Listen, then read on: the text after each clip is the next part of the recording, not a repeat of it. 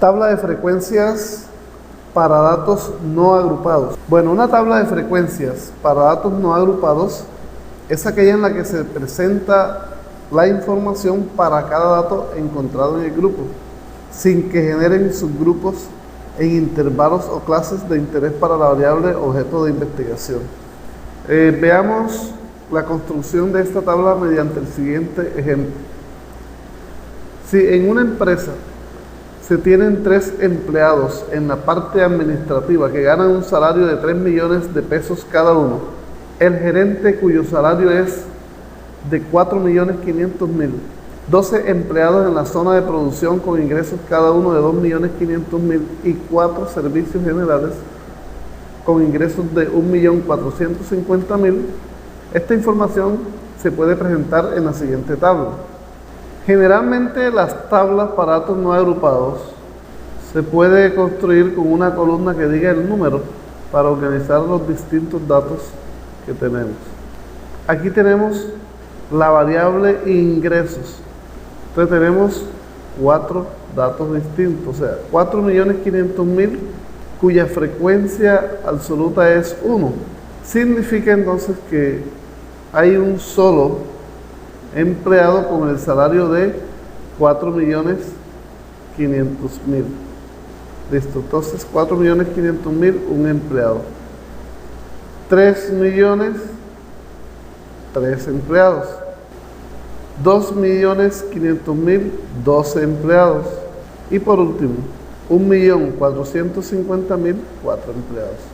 Estas son las respectivas frecuencias absolutas de cada uno de estos datos. Los porcentajes o frecuencias relativas se obtienen dividiendo cada uno de los datos F sub i entre el total de datos. O sea, este 5 sale de dividir 1 entre 20.